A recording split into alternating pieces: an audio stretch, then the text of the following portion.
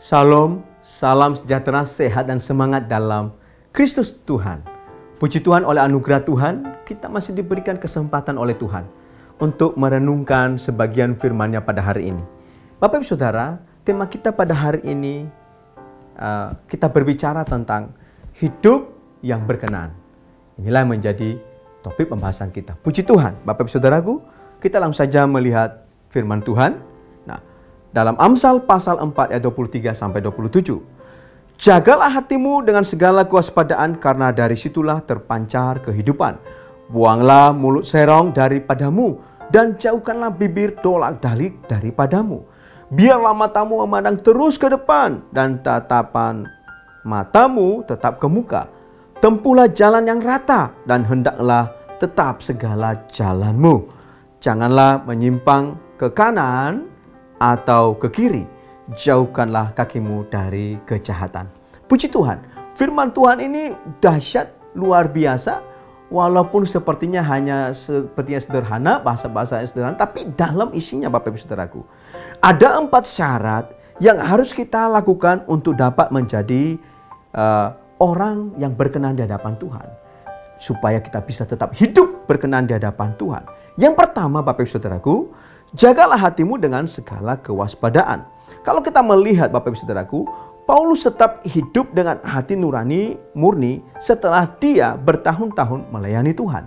Jadi kalau kita pun bertahun-tahun melayani Tuhan, mungkin bisakah kita menjaga hati kita seperti Rasul Paulus?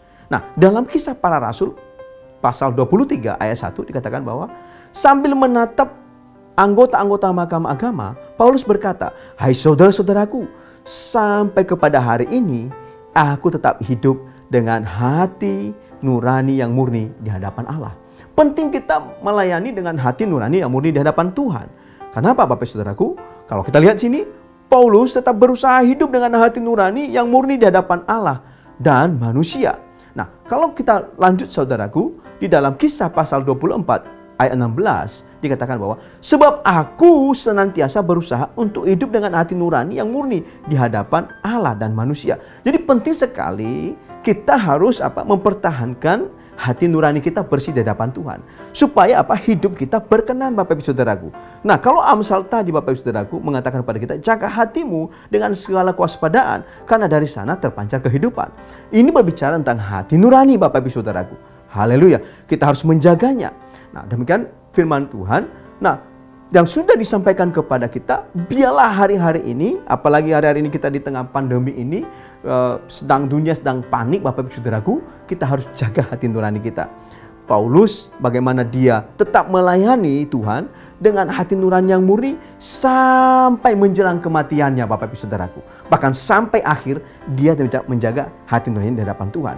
2 Timotius 1 ayat 3, demikian firman Tuhan, "Aku mengucap syukur kepada Allah yang kulayani dengan hati nurani yang murni, seperti yang dilakukan nenek moyangku, dan selalu aku mengingat engkau dalam permohonanku, baik siang dan maupun malam."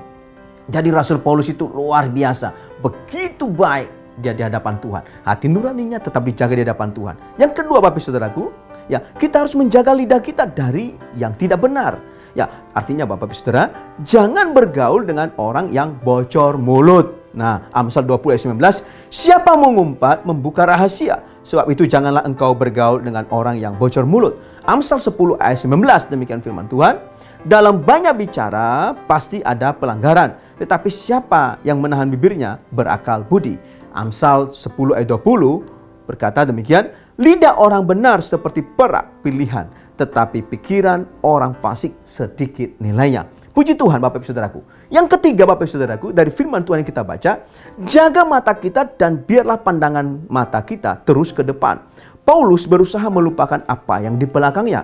Terbukti Bapak Ibu Saudaraku di dalam Filipi pasal 3 ayat 13 berkata demikian, "Saudara-saudara, aku sendiri tidak menganggap bahwa aku telah memenangkapnya, tetapi ini yang kulakukan, aku melupakan apa yang telah di belakangku dan mengarahkan diri kepada apa yang di hadapanku."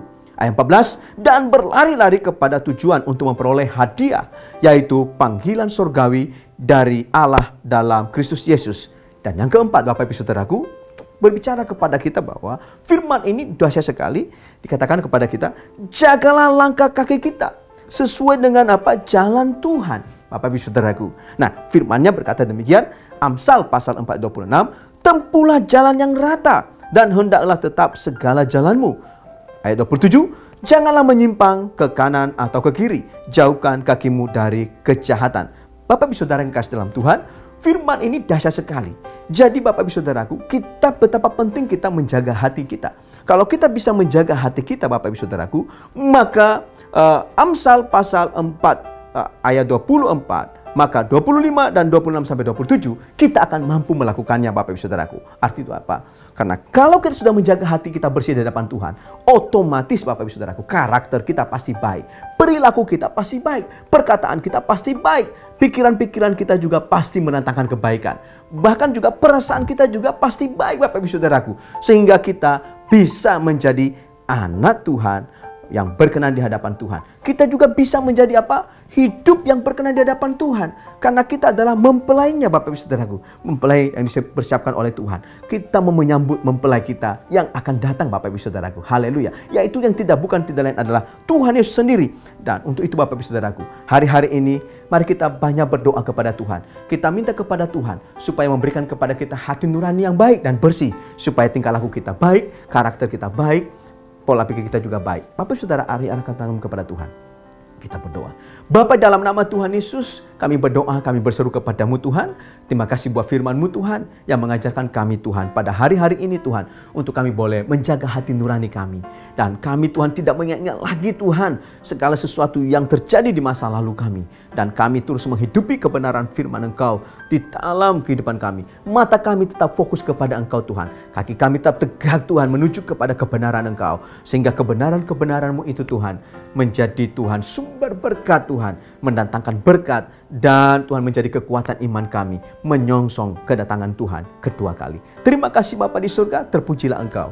Dalam nama Tuhan Yesus kami berdoa, biarlah hidup kami terus berkenan kepada Tuhan. Amin.